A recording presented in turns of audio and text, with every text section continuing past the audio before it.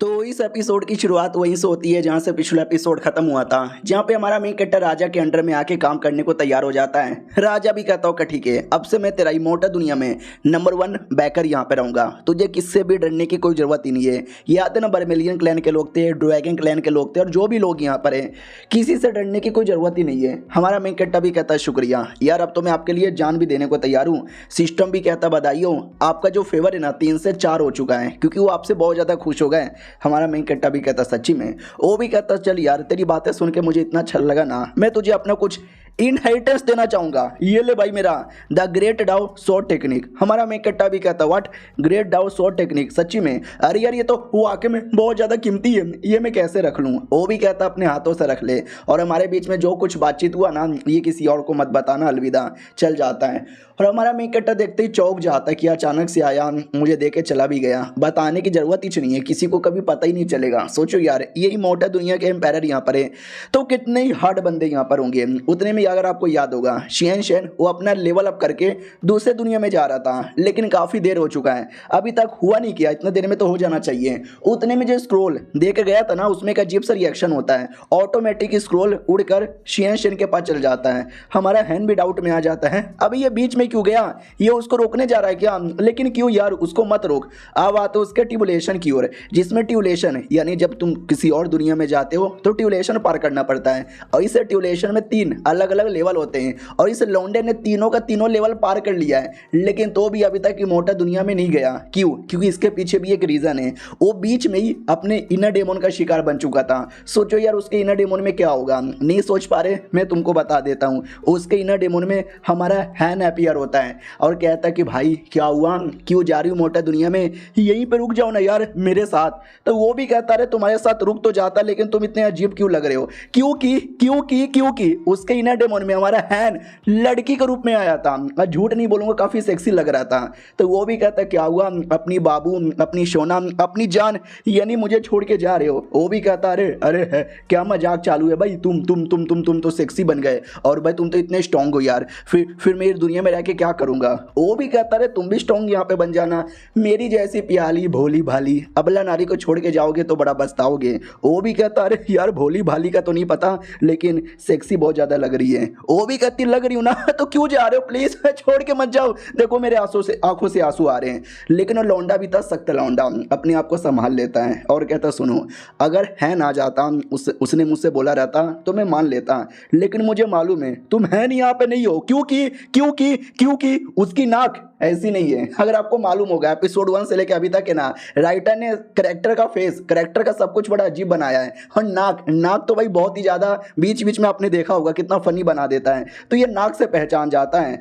तो वो भी कहता ओ माय गॉड, तुम्हें कैसे पता चला? वो भी कहता तुम्हारी नाक की माँ की आँख, जाओ भाड़ में, और इनर डेमन का खात्मा कर देता है। और ये सब कुछ हमारा हैन भी देखता है और कहता ओ माय गॉड यार, ये क्या हो रहा है? नहीं, ये क्या हो रहा है? और ये सब किसके वजह से हो रहा है? जो मेरा सोड गया था ना, ये सब उसके वजह से हो रहा था। लौंडा अटैक करके जो भी इनर डेमन था, फीमेल हैन, उसको खत्म यहाँ पे कर देता है। यानी फाइनली अब ट्यूलेशन यहाँ पे पूरा हो चुका है, तो जाने की बारी आ चुकी है। हमारा हैन ये सब कुछ यहाँ पे देखे जा रहा है, और जो ट्यूलेशन कह लो या हेवन कह लो, वो लौंडा लौंडे से बात करने लग जाता है। बोला भी जाता है यार तुमने पूरा कर लिया है, तुम ऊपर यहाँ पे आ रहे हो, खुश हो ना?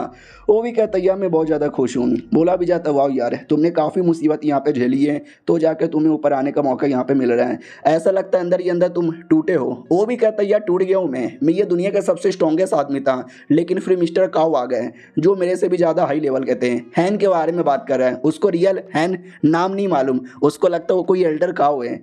तो हेवन भी कहता अच्छा ऐसी बात है क्या, कि उस लौंडे में इतना दम है? ये भी कहता उस लौंडे में दम ही दम है। दुनिया में इतने बार बड़े बड़े मुसीबत आया, मुझे लगा मैं बचा लूंगा, लेकिन मैं कुछ कर नहीं पाया, सब कुछ मिस्टर काउ ने कर दिया है। देखो नीचे खड़े होकर कैसे मुंह ताक के देखे जा रहे हैं। जाते समय भी इनर डेमन मुझे किसका आया? उन्हीं का इनर डेमन यहाँ पर आया, क्योंकि उनका पावर मुझे अंदर ही अंदर सताता है, जलाता है, रुलाता है, और अंदर ही अंदर तोड़ के रख देता है। और ये सब कुछ हमारा मेन कैरेक्टर देख भी पा रहा था, सुन भी पा रहा था। हाँ, उनकी बातें हमारा हैंस सुन भी पा रहा था। तो हमारा हैंस समझ जाता कि यानी वो नहीं जाता, अगर मैं उसके बराबर टक्कर का होता, लेकिन मैं उससे कई गुना ज़्यादा स्पेशल था। तो वो चला गया और जाने से पहले हेवन ने उससे जानबूझ के यह सवाल यहाँ पे पूछा, क्योंकि अगर वो वापस चल गया इमोर्टल दुनिया में, उसके दिल में अभी भी कहीं ना कहीं रहेगा कि मैं हैन को हरा नहीं पाया ऐसा वैसा। तो इमोर्टल दुनिया वालों ने उससे बात की और उसके अंदर का जितना भी हो सके उतना कम किया, ताकि आगे चल के ऐसा प्रॉब्लम ना हो। नाइस यार। और ये सब कुछ वो इमोर्टल किंग और उसका नौकर भी देखता है। नौकर भी कहता वाह यार, अपनी अपनी टेक्निक उस लौंडे को दे दी। जो सुनते एम्पायर भी कहता और नहीं तो क्या यार, लौंडा बड़ा गजब है, बड़ा टैलेंटेड यहाँ पर है। मुझे सीखने में कई हजार साल का टाइम लगा था, लेकिन वो लौंडा इतना जीनियस है ना, 1000 साल के अंदर सीख लेगा। नौकर भी कहता क्या बात बोले हो, सच्ची में यार 1000 साल के अंदर सीख लेगा। बाय द वे आपको मालूम ही होगा, ये डिवाइन पैलेस वाले, हेवेली पैलेस वाले, बुद्धिज्म वाले, सबकी माँ की आंख, वो लोग मिलकर अटैक करने के बारे में सोच रहे हैं। ये भी कहता अच्छा वो लोग अटैक करने के बारे में सोच रहे हैं, करने दो यार, मैं किसी से डरता नहीं हूँ, जैसे आएंगे उनकी धजिया उड़ा दूंगा। उससे मुझे याद आया, हमारा बिटवा किधर है? वो भी कहता हो आपका बिटवा, अरे टेंशन न लो, हमने उसकी बॉडी बना दी है, उनको वापस से जिंदा कर लिया है। लेकिन जैसे वो जिंदा हुए ना, वैसे वो ट्रेनिंग में चले गए। मैंने बोला आइए खा लीजिए, कुछ कर लीजिए, आने को तैयारी नहीं है, लो देख लो। तो ट्रेनिंग में बैठा था, क्योंकि हमारे हैन ने बैंड बजाया था ना, तो एकदम ठान लिया था साला कुछ भी हो जाए, अगली बार हारूंगा नहीं, अगली बार यहाँ पे जीतूंगा, लालत है मेरे पे। और देख सकते भाई 10,000 किलो का डंबल यहाँ पे उठाया था।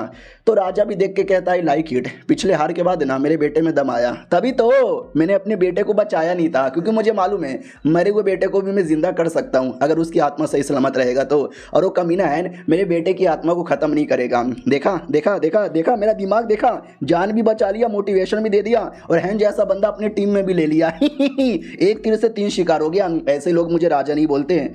नौकर भी कहता ओ माय गॉड यार, अलग ही आपके अंदर एटीट्यूड है। वो भी कहता कि क्या एटीट्यूड, कुछ हो रहा है क्या बाहर?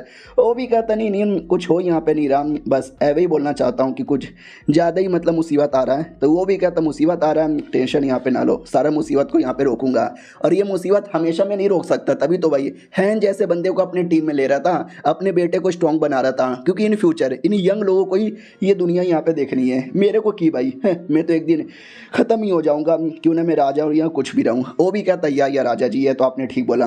अब आते भाई 5 साल बाद, हमारा मिंकेट अपने फेक रियलिटी में था, और जो टेक्निक राजा दे के गया था, याद है उसने अभी अभी क्या बोला कि 1000 साल के अंदर हमारा मिंकेट सीख लेगा। भाई 5 सालों के अंदर वो मास्टर कर लेता है, और कहता बस मुझे लगा 200-300 साल लगेगा, लेकिन ये तो 5 सालों के अंदर मैंने कर लिया। गुड यार, अच्छी टेक्निक है, आई लाइक इट।